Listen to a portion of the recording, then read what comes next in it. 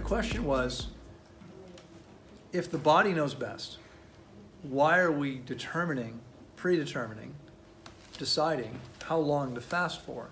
Doesn't it make more sense to just let the body fast until the body's done? And there's absolutely no question that would be ideal. The problem is, it's a little bit impractical for most people, right? Because you've got a business, and you've got a business, and you've got a business, and people have things they need to go do, and so most people can't take an indeterminate amount of time off. Most people need to book their flights. I mean, theoretically, you have to have a return flight to come into Costa Rica. There are other ways to do that, but the truth is, when I opened Tanglewood 22.5 years ago, you could actually come any day you wanted, not Saturday. You could come any day. You could stay for any length of time. You could pay as you went. To be honest, I had no idea if I'd be able to get enough people to support myself, okay, at first. And so I wanted to make it really easy for people. What happened was, within about 2 years, we were so busy that I needed to know in advance when you're leaving so I could put the next person in. If we don't know when someone's leaving and we have all the rooms are full, I got to say to someone, yeah, we got space. I don't know when. I mean, how does that work? How do they book flights? How do they, unfortunately, it's just a little bit impractical. So the truth is, it would be ideal. But how many of you, if your body wanted to, would be able to go, take the time to spend 8, 9, 10 weeks of your life here? Anyone do that? Because the truth is that for most of you, it would be that long or longer. The average body can go at least 6 weeks. For most people, between 6 and 8 weeks. And some people are wealthy in nutrient reserves, right? If you're wealthy in nutrient reserves, you can go longer, okay? Adrian, you went 6 weeks last time. Could you have kept going? Yeah. Absolutely. There were still plenty of reserves. It would have been no problem, okay? I mean, it sounds crazy to most people. You can actually be okay 6 weeks without food, but you can't, or nutrients, but you can. Some of you may not have heard this before. My longest client fast was 18.5 weeks, 4.5 months. Is anyone ready to just put everything on hold for 5 or 6 months, take however long it needs? Unfortunately, it's not really practical. So it would be ideal. And in the old days, people wrote, that's what they said, you should just fast until your body's done. To be honest, I'm not completely convinced that it makes the most sense for everyone. Okay? It would make complete sense if we lived like other species do. If we lived in nature and just made our living in the forest, what would we have to do? Not too much. I mean, it's about finding food. And if you're fasting, there's nothing you need to do. So you can go as long as you need to. But, again, it just doesn't really work so well for most people in the real world. And for most people, it would be months before you'd be done. 2.5 months, 9 weeks is a 6-week fast here. It's a 9-week process. That's more than 2 months. Not so many people could do that. So fortunately, and I started to say, I'm not even sure it's really ideal for everyone anyway, because although there'd be huge benefit to getting all the toxins out of your body, if you go, all that you could do in one fast. I don't believe anyone's ever going to completely cleanse with a single fast, no matter how long they go. You can't get to zero fat. And we store toxins not just in fat, but in muscle, in organs. So there's no guarantee you're ever going to completely cleanse no matter how long you go. But if you go until you've depleted all your reserves, you are going to be very, very skinny. You ever see the pictures and video of people leaving concentration camps, World War II? They're alive, but they don't have much body fat, right? 2% body fat is what your body needs to survive. That's pretty scary, okay? I mean, if you went till you had to stop, it would take you a long time to rebuild your strength. So if we lived in the forest and time meant nothing because there's nothing you needed to do, that'd be one thing. But most of you have lives you need to get back to. You got things you need to go do. It makes sense for someone to go that long if they have a strong reason to do that. So the guy who went 4.5 months had been diagnosed with stage 4 testicular cancer, and they told him he would be dead within a few months. There was nothing they could do, and so he wanted to go as long as possible. In fact, the original plan was for him to go 6 weeks, 42 days. At the end of 42 days, he said to me, I want to keep going, and I want your guidance, but I'm going to go one way or the other. With or without you, I'm going to keep fasting. And so I said, okay. And I continued to guide him through the process. We spoke every day. When we got to 4.5 months, I said to him, I think that's long enough. And he agreed to stop. They could find no trace of cancer. Now, your body kills cancer cells. I mean, only half the population is going to develop cancer. That's because the other half of us, our bodies are destroying those cancer cells as they form. Fasting allows your body to get ahead. So just in the last couple weeks, Gazelle put up a video with Aga. That was what, 2 weeks ago roughly? 3? Something like that, a couple weeks ago, with a client who came to us with a brain tumor. She was told it was going to continue to progress. It was going to grow. Or they don't know if it's malignant or not, but there's a brain tumor, and they're telling her, you need to do something. She did not want conventional medicine, because that hadn't worked out for anyone in her family. They'd all had conventional treatment and died anyway. So she came and fasted, and now it's been about 6 months since she was last diagnosed, and they said it's going to keep growing. Just had it tested, hasn't grown at all. Now, it hasn't gotten any smaller, but it hasn't grown, and that's a very positive sign. I just got a message 2 days ago from a woman that completed a Skype fast with me last week, and she didn't wait. I encouraged her to wait a couple weeks before going to get checked. She went right away, and her tumor is smaller. This is a woman with a breast tumor. Okay, it's smaller than it was a month ago, and that's what happens every time. Had she continued fasting, she did not fast long enough. Had she continued fasting, it might have disappeared. Okay, if she continues making the best choices, now that she's gotten a lot of the garbage out of her body and made her body much healthier, much more vibrant and vital, it can continue to shrink. And then if she fasts again, she can probably take herself completely out of danger, all right? So, while theoretically, yes, that makes sense, I think practically speaking, for a lot of reasons, it may not be in everyone's best interest. Now, what happens when you contact me, I had someone contact me this morning and say, I want to come fast for 2 weeks, and this is what I've got going on. And I wrote back and said, we'd be glad to guide you through the process. You're welcome here. And my strong recommendation is 5 weeks here, minimum, because they're dealing with a lower GI tract problem, ulcerative colitis. It's not going to heal in 2 weeks. It just doesn't happen. We've healed many people with ulcerative colitis, but it's a 5 or 6 week process. And keep in mind, medicine's telling him, never going to heal. You can take drugs for the rest of your life to try to moderate symptoms, but there is no way to cure this. Okay? His body can heal, but it's going to take longer than he wants to give it. And this is the thing, right? I mean, we want to be in touch with reality.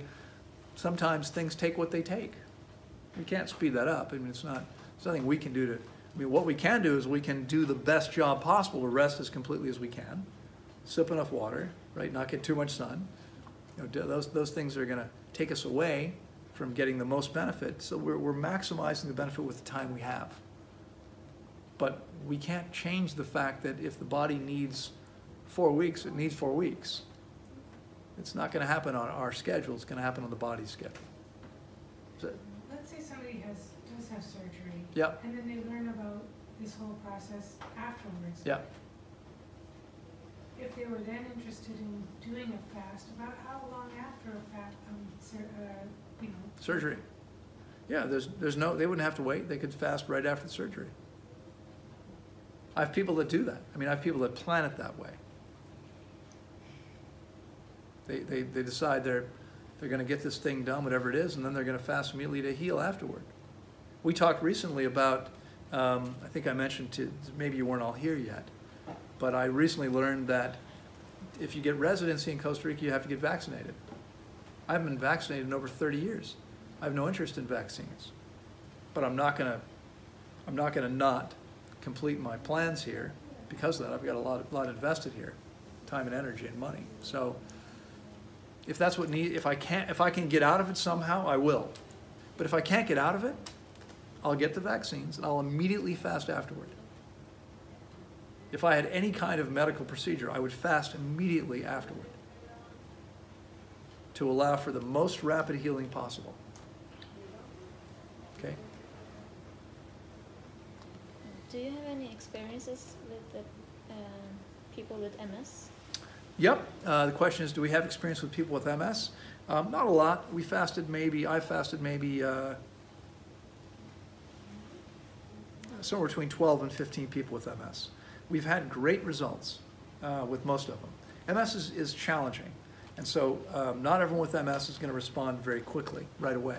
But we've seen amazing things. A young man, Mexican descent, living in LA, who, when he was maybe 23, when I worked with him the first time, he's fasted with me a couple times. First time he was in a wheelchair. And it wasn't that he couldn't walk, it was that walking was very painful and difficult for him. And so he'd been in a wheelchair for a year and a half. After the fast, he was walking without a need for a wheelchair. Okay, there was another woman who, our last location in the US, have you seen the picture up there in the bookcase? There's a picture of our last location. It was a 3-story building. You walked in on the center level, you could walk down or up. There were only 2 rooms on the main floor. And we had a woman with MS who couldn't lift one of her legs, so she would walk dragging her right leg behind her. And when she was there, we had other people who needed to be on those 2 guest rooms on the main level more than she did. So she would walk up the stairs, she would step up with her left foot, and then she would use her hands to pick her right foot up and put it on the next step, because she couldn't pick it up without using her hands.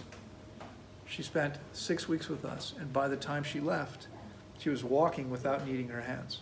She was lifting that leg by itself. Okay. We usually see amazing improvements with MS. There have been a couple where it hasn't been, we haven't seen as much improvement as we would have liked to. But in some cases, it just takes more than one fast. I had a young man fast with me via Skype years ago. He fasted with me via Skype because he didn't want to leave his house, ever, because he was incontinent. He couldn't hold his bowel movements or urine. And so he stayed home. And he would get himself, he could still walk, but he would run to the toilet. He never left his house. Maybe go in the backyard, but that was it. And by the time he was finished, he was much better, but it wasn't perfect yet. And I was like, hey, let's celebrate the improvements.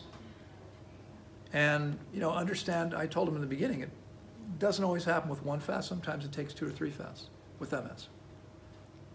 He's never willing to fast again. He's tried everything else to no avail.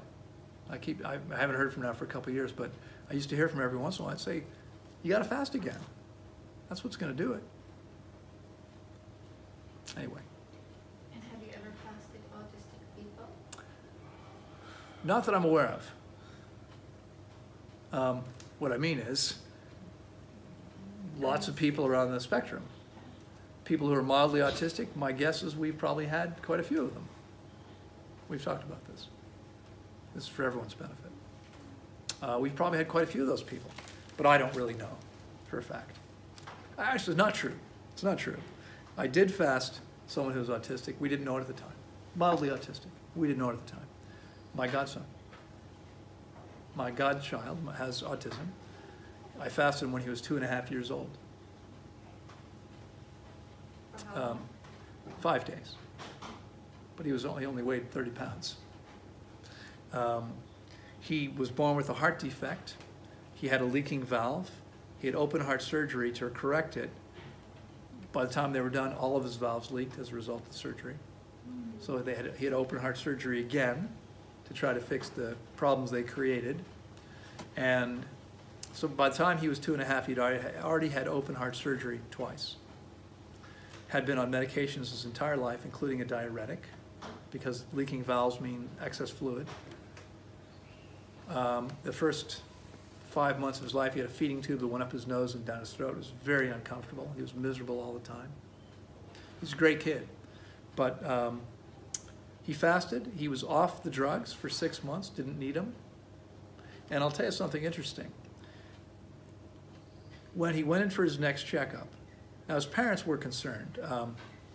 They were afraid that if they told the doctor that they'd taken him off medication and fasted him, that the state would take the kid.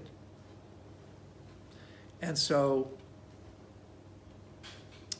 they'd come to visit me at Tanglewood when we were still in the U.S. in that last location. When they got off the plane, so this has been years, I mean, he's now 18. He was 2.5 at the time. In fact, it was, they arrived on July 4th, 18 or 19 years ago. I don't remember exactly what year it was, but he got off the plane and he was sick. Fever, sore throat, coughing, you know, tons of mucus. And I said to his parents, we'd already talked about fasting him at some point. I said, this is what to do when you're sick, is to fast. This would be a perfect opportunity. And they agreed.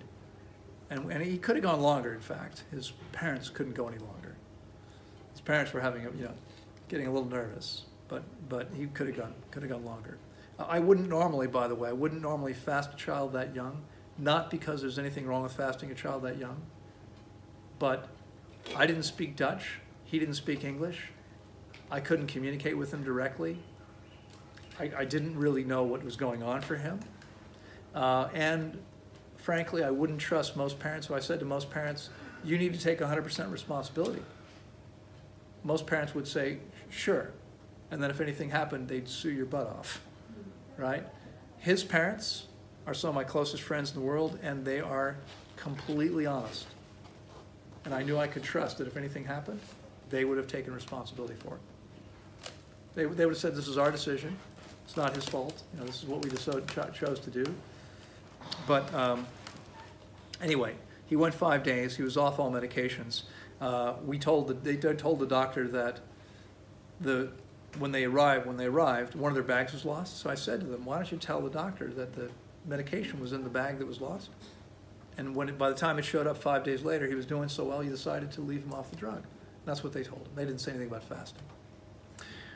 But in this checkup, the doctor said, well, that's fine. Said, you know, he's pretty small for his age, which happens to vegan children. Vegan children grow more slowly. That's a positive thing, by the way. You want children to go slowly. The faster people grow and develop, for instance, little girls today, you know, in undeveloped countries still start menstruating at 16 or so. In the US, I think the average is now 11, and there are girls as young as 5 menstruating. Okay, this is because they're eating diets that are too high in hormones and protein, other things perhaps. And girls that develop earlier have higher incidences of breast and ovarian cancer later in life. Okay, so you want to develop slowly. That's perfectly fine. There's no rush. He was a small kid, typical for a vegan kid, and the doctor said, what are you feeding him? And for whatever reason, they decided to tell him the truth. The truth was, he's only ever had breast milk when he was a baby, an infant, and then since then, fruit and salad. That's it. And the doctor freaked out. And he ordered every test he could think of, sure that he was going to have all kinds of issues as a result of this. And when the test results came back, he said, aside from the heart defect he was born with, this is the healthiest 2-year-old I've ever seen. Now, it was only later on. He was probably in 4th or 5th grade, and he was having trouble in school. And they went to get some tests to see what was going on, if there was some kind of learning disability, and found out that he was actually mildly autistic, as is his mother. I mean, his mother had been out in society functioning, had her own business, been married for years, and had no idea. But the doctor said there's usually a genetic component, and so they both got tested. Turns out she wasn't surprised.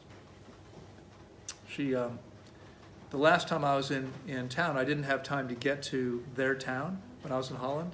I was in Amsterdam for an event, but I only had an extra day or so, and they lived a bit away, and I didn't have that much time. So Theo and Flynn came to visit me, and Ingrid didn't come because she was feeling a bit stressed, and when she's stressed, she needs to close the door and have her space by herself. That's typical for people who are autistic. So she said, I mean, she knows we've been very, very good friends now for 20 years. She said, I know you understand, but I can't leave the house today.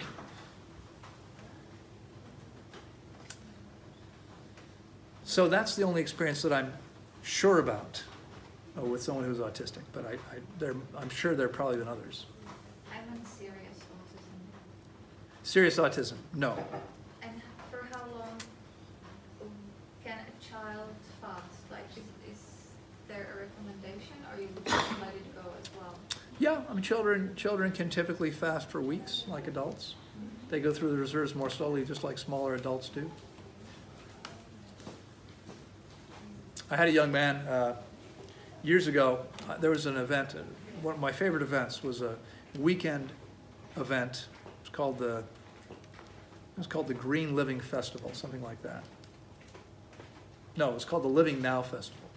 The organization was called Green Living, but Living Now Festival was outside of Buffalo years ago, and I spoke there several years in a row.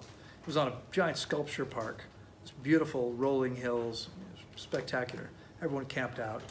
And one year I met this family there. It's a couple with 2 young kids. And probably 8 or 9 years later, the woman contacted me and said, I don't know if you remember me. I met you with my husband and 2 kids. Our son is now, Leland is now, I think he was 14. He'd probably been like 10 years. He's having all kinds of issues, and health issues and psychological issues, and we thought about you. We don't believe in medicine, and we thought maybe you could help. What do you think? And so he wound up coming with his mother, and he was 14, but he was tiny for his age. I mean, he looked like he was much younger. What was interesting was he's brilliant. I mean, he's a genius. I had a woman I knew who said, oh, I see you know Leland as well. I've been corresponding with him for 10 years, or for like 5 years, I think she said. Do you have any idea how old he is? It's like, yeah, he's 14. She'd been having a conversation with him since he was 9. She thought she was talking to an adult, because that's the way he's communicating at 9, right? But he fasted for 21 days, and today he's graduated from college. He's happy and healthy and having a great life, and everything shifted as a result of that.